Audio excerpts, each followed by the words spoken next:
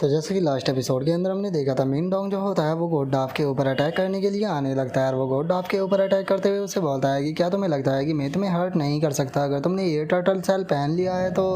और अब Ming Dong को गोड डाफ के ऊपर अटैक करता हुआ देखकर जियान चैन जो होता है वो मिंग डोंग को रोकते हुए उसे बोलता है कि मिंग डोंग अटैक मत करो, वहीं पर ही रुक जाओ। लेकिन हम देखते हैं कि जो मिंग डोंग होता है वो जियान की बात के ऊपर बिल्कुल भी ध्यान नहीं देता और वो गोड डॉफ की तरफ अपनी स्वॉर्ड से अटैक को कर देता है और हम देखते हैं कि मिंग डोंग की स्वॉर्ड जो होती है वो गोड डॉफ के कंधे के अंदर घुस जाती है। जो देखने के बाद मिंग डोंग जो होता है वो अपने मन में सोचता है कि क्या इस पर्सन का दिमाग जो है वो ख़राब हो चुका है, इसने यहाँ पर मेरे अटैक से बचने की भी कोशिश नहीं की, ये चुपचाप मेरे अटैक के सामने जो है वो खड़ा रहा।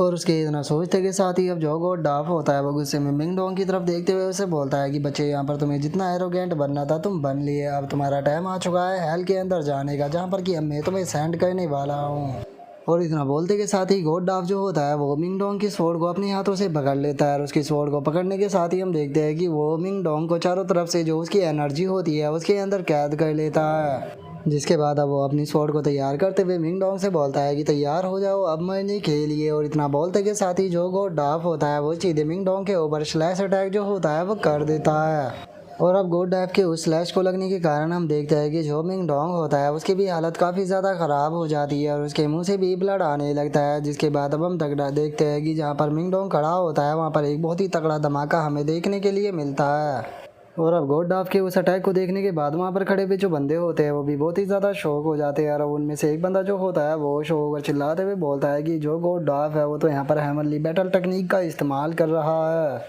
जो सुनकर एक और बंदा जो होता है वो बोलता है कि मैंने ये कभी भी नहीं सोचा था कि गोड डाफ के पास में यहाँ पर हेमनली बैटल टेक्निक होगी। इस चीज़ को देखकर ये कहना अब गलत नहीं होगा कि इस बार का जो चैंपियन होने वाला है वो कोई और नहीं बल्कि गोड डाफ ही होगा। और उन लोगों के इतना बोलते के साथ ही जो मिंग डोंग होता है वो गोड डाफ से चिल्लाते हुए बोलता है कि क्या तुम्हें ऐसा लगता है कि यहाँ पर तुम इकलौते इंसान हो जिसके पास में कि एमली बैटल टेक्निक है? अगर तुम्हें ऐसा लगता है तो तुम गलत हो, अब इसे ध्यान से देखो। और अब मिंग डोंग के इतना बोलते के साथ ही हम देखते हैं कि उसकी बॉडी के अंदर से एकदम से काफ़ी ज़्यादा ऑरा जो होता है वो रिलीज होने लगता है। और अब अपने पंच को बनाने के बाद जो मिंग डोंग होता है वो सीधे गोड डाफ के ऊपर अपने अटैक को कर देता है और गोड डाफ के ऊपर अपने अटैक को करते हुए उसे बोलता है कि ये होती है रियल हेमनली बैटल टेक्निक, अब तुम्हारे यहाँ पर जिंदा बचने का कोई चांस नहीं है। और अब मिंग डोंग को भी हेमनली बैटल टेक्निक का इस्तेमाल करता हुआ देखकर एक बंदा जो होता है वो शो होकर चिल्लाते हुए बोलता है कि भगवान, मुझे अपनी आंखों पर यकीन नहीं हो रहा कि क्या इन दोनों के पास में ही हेमनली बैटल टेक्निक है। जो सुनते के साथ ही एक और बंदा जो होता है वो खुश होते हुए बोलता है कि चला देखो तो इन दोनों के ही पास में यहाँ पर हेमनली बैटल टेक्निक है। मैं नहीं जानता हूँ कि इन दोनों में यहाँ पर कौन जीतने वाला है, लेकिन जो ये मैच है ये देखने में बहुत ही ज़्यादा एक्साइटेड है।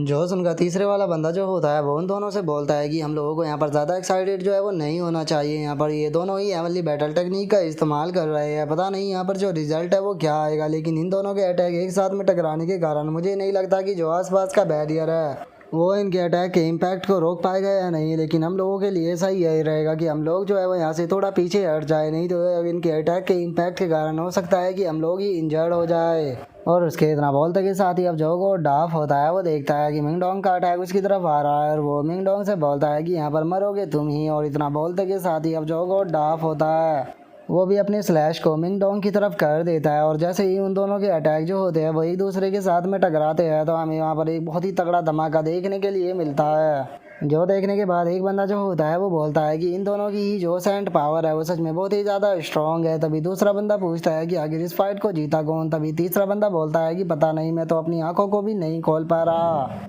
और उन लोगों के इतना बोलते के साथ ही हम जियान चैन को देखते हैं जो कि इस फाइट को ही ध्यान से देख रहा होता है और फाइट को देखते हुए वो अपने मन में सोचता है कि क्या सच में मिंग डोंग जो है वो इस फाइट को जीत पाएगा।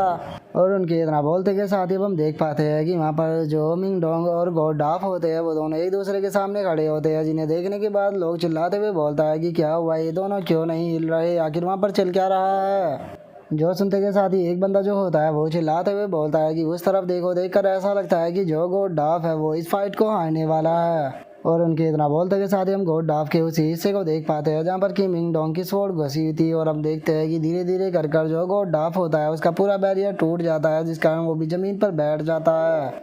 लेकिन तभी जो गोड डाफ होता है वो ज़ोर ज़ोर से हंसने लगता है और वो हंसते हुए बोलता है कि वो तुम्हें देखकर ऐसा लगता है कि इन द एंड यहाँ पर जीत मेरी ही हुई। और गोड डाफ के इतना बोलते के साथ ही हम देखते हैं कि मिंग डोंग की हालत जो होती है वो एकदम से ख़राब हो जाती है और वो वहीं ज़मीन पर गिरकर बेहोश हो जाता है। जिसके बाद अब वो मैनिसरी का एल्डर जो होता है वो वहाँ पर हंसते हुए रिजल्ट को अनाउंस करते हुए बोलता है कि इस फाइट का विनर है गॉड डाफ। जो सुनते के साथ ही अब गॉड डाफ जो होता है वो अपनी स्वॉर्ड को निकाल कर मिंग डोंग की तरफ बढ़ते हुए उसे बोलता है कि वैसे ही हम दोनों जो है वो अर्थ सेंट मास्टर रियलम के 6th रैंक के एक्सपर्ट है, लेकिन मेरी जो लाइटिंग एट्रीब्यूट की पावर है वो मुझे यहाँ पर इस जो अटैक का इम्पैक्ट था उसे सर्वाइव करने में यहाँ पर मदद करती है, और यही कारण है कि मैं इस फाइट को जीत पाया। और आखिरी में तुम यहाँ पर एक नोब बनकर रह गए, लेकिन तुम्हें टेंशन लेने की कोई ज़रूरत नहीं है। मैं आज तुम्हें यहाँ पर ख़त्म कर हेल के अंदर भेज दूंगा, तो इसीलिए तुम्हें किसी भी प्रकार की शर्मिंदगी का सामना करना नहीं पड़ेगा। और गॉड डाफ इतना बोल ही रहा होता है, लेकिन तभी कोई चीज़ एकदम से गॉड डाफ की तरफ आने लगती है, जिससे कि गॉड डाफ जो होता है वो सही टाइम पर बचकर पीछे की तरफ हट जाता है। और हम देखते हैं कि वो चीज़ कुछ और नहीं बल्कि एक स्वॉर्ड होती है, और उस स्वॉर्ड को वहाँ पर किसी और ने नहीं बल्कि जियान चैन ने फेंका होता है। और अब जियान चैन जो होता है वो वहाँ पर आकर मिंग डोंग को भी उठा लेता है, लेकिन हम देखते हैं कि जो जियान चैन होता है वो बहुत ही ज़्यादा गुस्से में होता है, और वो गुस्से में रेफरी की तरफ देखते हुए बोलता है कि रेफरी, मुझे लगता है कि तुम्हें अगला मैच जो है उसे अनाउंस करना चाहिए। जो सुनकर मैनिसरी सिटी का एल्डर जो होता है वो चिल्लाते हुए बोलता है कि अगला मैच जो है वो जियान चैन और कारागा के बीच में होने वाला है, तो इसीलिए जल्दी से दोनों जो है वो स्टेज पर आ जाए।